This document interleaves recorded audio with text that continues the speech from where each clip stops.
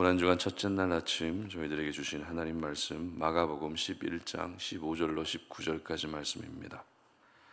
그들이 예루살렘에 들어가니라. 예수께서 성전에 들어가사 성전 안에서 매매하는 자들을 내쫓으시며 돈 바꾸는 자들의 상과 비둘기 파는 자들의 의자를 둘러 엎으시며 아무나 물건을 가지고 성전 안으로 지나다님을 허락하지 아니하시고 이에 가르쳐 이르시되 기록된 바 내 집은 만민이 기도하는 집이라 칭함을 받으리라고 하지 아니하였느냐.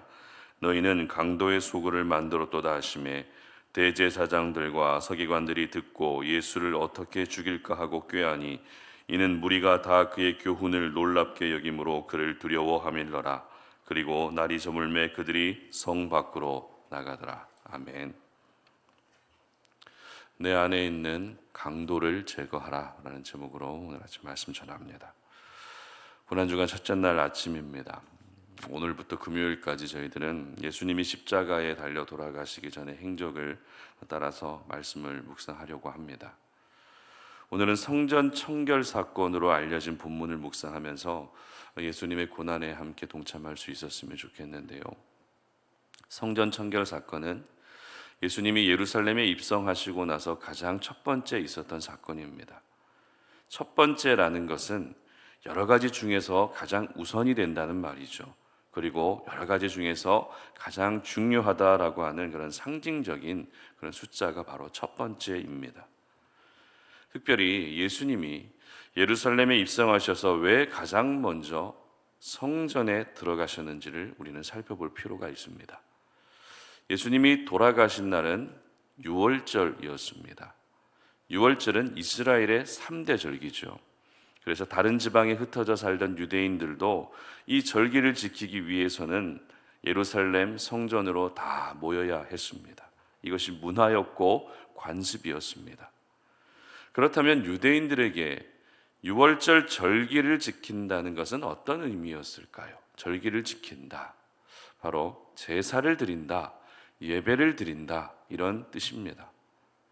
그러니까 예수님은 유월절 어린 양의 제물이 되셔서 희생하실 준비가 다 되어 있지만 유월절을 지키기 위해서 전국 각지에서 모여든 유대인들은 얼마나 잘 준비하고 있는지를 확인하시기 위해서 가장 먼저 성전에 올라가셨던 것입니다. 그렇다고 해서 절기 때만 되면 성전 안에서 펼쳐지고 있는 상식 밖의 일을 예수님이 전혀 몰랐던 것은 아닙니다. 이미 알고 계셨기 때문에 유월절을 지키기 위해서는 가장 먼저 여기부터 손 봐야 된다라는 생각을 가지고 성전에 들어가셨던 것입니다. 성전 안에서 펼쳐지고 있었던 기상천외한 장면은 이미 저희들도 잘 알고 있는 내용들이죠. 오늘 본문 15절 말씀 보시기 바랍니다. 그들이 예루살렘에 들어가니라.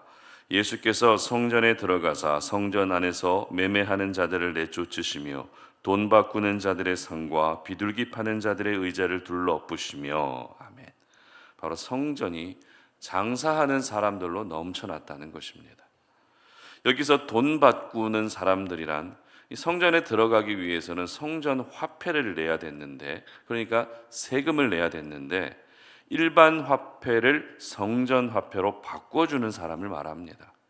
일반 화폐로는 세금을 낼 수 없었기 때문에 이 성전 화폐로 바꿔야 됐는데 이것을 바꿔주는 사람들이 그 안에 많이 있었다는 말입니다. 그리고 비둘기 파는 자들이란 멀리서 오느라 재물을 준비하지 못한 사람들을 위해서 가장 쉽게 준비할 수 있는 이 재물 비둘기를 파는 사람들을 말합니다. 어찌 보면 절기를 지키기 위해서는 꼭 필요한 사람들이라는 생각이 듭니다.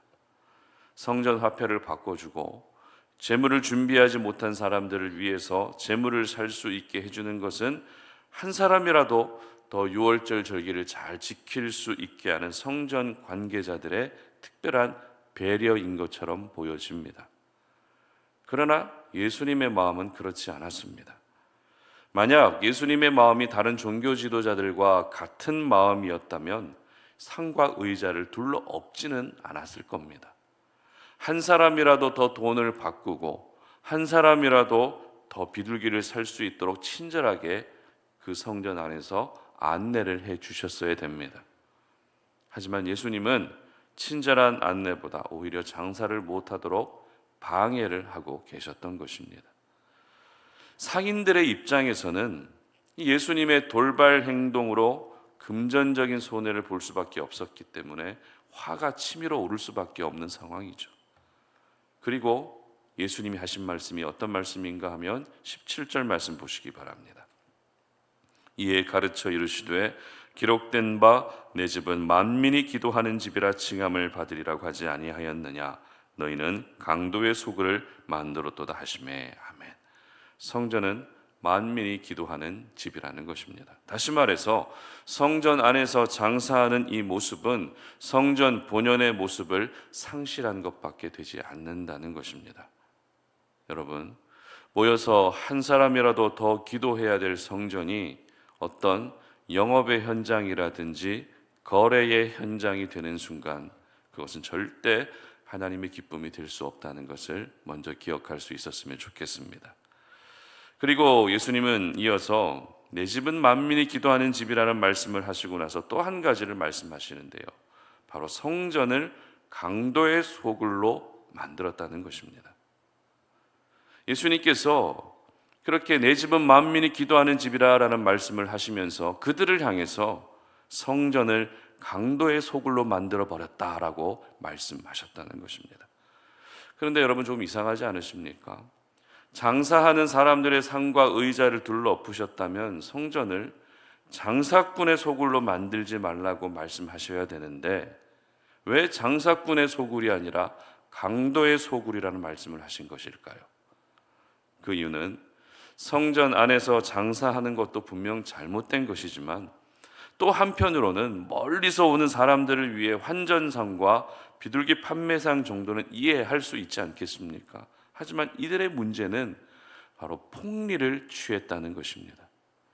당시 환전상들은 돈을 바꿔주면서 환전 수수료를 지나치게 많이 받았습니다. 그리고 당시 비둘기 한 쌍의 가격이 평소보다 80배나 더 높은 가격에 책정될 정도였다고 합니다. 따라서 어쩔 수 없이 돈을 바꾸고 어쩔 수 없이 비둘기를 사야 되는 일반인들에게는 너무나도 부담이 되는 가격이 되었던 것이죠. 이처럼 당시 성전 안에서 이루어지고 있었던 일은 동전 하나 바꾸기 위해서 더 많은 수수료를 내야 됐고 비둘기 한 마리 사기 위해서 엄청난 돈을 지불하는 일이 너무나도 자연스럽게 일어나고 있었던 것입니다. 따라서 예수님은 환전상과 비둘기 판매상이 정상적인 상인들로 보이지 않았던 것이죠. 남의 돈을 강제로 빼앗는 강도처럼 보였던 것입니다. 사실 이 정도 되면 그냥 강도가 아니라 날강도라 해도 될 정도로 성전은 지금 강도들로 넘쳐나고 있었던 것입니다. 고난주간 첫째 날 아침을 우리가 맞이하면서 저희들이 기억해야 될 말씀이 바로 강도의 소굴이 된 성전의 모습입니다. 강도의 소굴이 된 성전은 오늘 반드시 그 상과 의자를 둘러 엎을 수 있어야 되는 것입니다.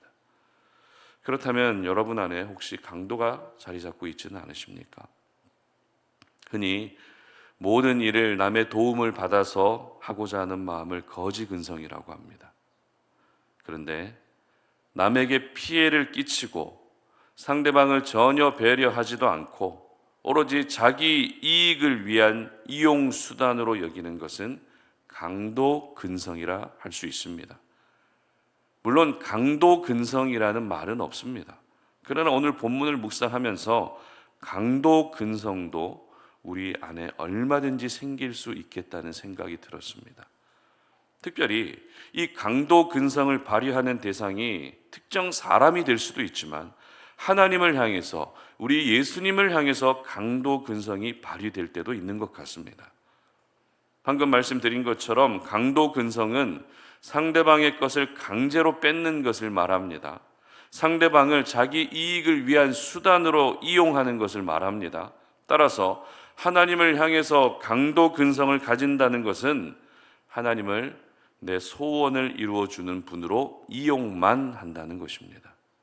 그리고 예수님을 향해서 강도 근성을 가진다는 것은 십자가에서 당하신 수치와 고난을 단순히 내 경건의 수단으로 이용만 하는 것을 말합니다. 고난주간을 보내면서 웬만한 성도님들은 대부분 경건하게 이 시간들을 보내실 겁니다. 금식도 하고 좋아하는 TV 프로그램도 끊으면서 예수님의 고난에 동참하려고 하실 겁니다. 물론 너무 아름다운 일입니다. 하지만 우리가 고난주간을 보내면서 정말 진지하게 생각해 봐야 할 것은 예수님의 고난에 집중하는 이 고난주간이 연중 행사로 그치고 있지는 않는가 하는 것을 생각해 봐야 한다는 것이죠. 예수님의 고난을 이용해서 이번 주만 경건하게 지내고 예수님의 십자가를 이용해서 이번 주만 기도에 집중하는 모습이 바로 강도 근성의 모습이라 할 수 있는 것입니다. 그러므로 고난주간 첫째 날 아침 내 안에 강도 근성은 없는지, 만약에 강도가 자리 잡고 있다면 그 강도를 반드시 제거할 수 있어야 되는 것입니다. 예수님 당시 성전은 강도의 소굴이 되고 말았지만 오늘날 성령이 거하시는 새로운 성전된 우리는 절대 강도의 소굴이 되지 않게 해야 되는 것입니다. 자, 그렇다면 내 안에 한 자리를 차지하고 있는 강도를 제거하기 위해서는 어떻게 해야 될까요? 오늘 성전 청결 사건이 가능할 수 있었던 이유는 성전에 예수님이 들어오셨기 때문입니다. 예수님이 성전에 들어오셨기 때문에 강도를 내쫓을 수 있었다는 말입니다. 마찬가지입니다. 내 삶 가운데, 내 마음 가운데, 내 생각 가운데 예수님이 들어오실 수 있도록 그 자리를 먼저 내어드릴 수 있어야 되는 것입니다. 다시 말해서 강도를 제거하고 강도를 내쫓을 수 있는 것은 내 의지가 아니라 오직 예수님의 능력으로만 이 일이 가능한 것입니다. 그러므로 이번 주가 고난주간이라서 보다도 여느 때와 같은 평범한 시간으로 인식하면서 그 평범한 시간을 살면서 예수님을 여러분의 삶 가운데 더욱더 기쁨으로 초청할 수 있었으면 좋겠습니다. 목회를 하면서 느끼는 것은 이 특별이라고 하는 말이 우리를 영적으로 더 병들게 한다는 생각이 많이 들었습니다. 한국교회 대부분이 고난주간에 특별 새벽 기도회를 합니다. 물론 특별이라는 말을 붙임으로써 고난주간을 더 특별하게 보낼 수 있게 하는 취지인 것은 알고 있습니다. 하지만 이 특별이라고 하는 말이 마치 우상이 돼버려서 특별 기간에만 평소보다 더 많은 열심을 내고 특별 기간에만 평소보다 더 많은 헌신을 하려고 합니다. 그리고 특별 기간이 끝나면 어떻게 됩니까? 다시 원래대로 돌아옵니다. 한국교회가 지금까지 이렇게 해왔습니다. 그러나 이번 고난주간을 보내면서 저희들은 특별이라는 말보다 일상, 평범, 원래 이런 말에 더 집중할 수 있었으면 좋겠습니다. 그래서 이번 주에도 예수님을 내 삶과 마음 가운데 초청하시고 고난주간이 끝난 다음 주에도 예수님을 또 초청하시고 매일매일 살아가는 여러분의 삶 가운데 예수님을 초청하셔서 나도 모르게 자리 잡고 있는 강도를 모두 제거할 수 있는 그런 고난주간 첫째 날 아침이 될 수 있으시기를 주님의 이름으로 축복합니다. 함께 기도하겠습니다. 하나님 감사합니다. 오늘도 이 아침에 우리가 주님의 거룩한 말씀을 통해서 고난주간 첫째 날을 시작합니다. 예수님께서 성전에 들어오셔서 장사하는 사람들을 모두 내쫓으시고 그들의 상과 의자를 둘러엎으셨던 것을 기억합니다. 강도의 소굴을 만들어버린 그들의 모습을 보시며 예수님이 그렇게 분노하셨던 것을 기억합니다. 하나님, 내 안에 혹시 강도와 같은 그런 마음은 없습니까? 강도 근성이 남아있지는 않습니까?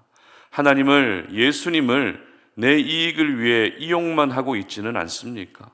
다른 사람들을 내 이익을 위해, 내 성공을 위해 이용만 하고 있지는 않습니까?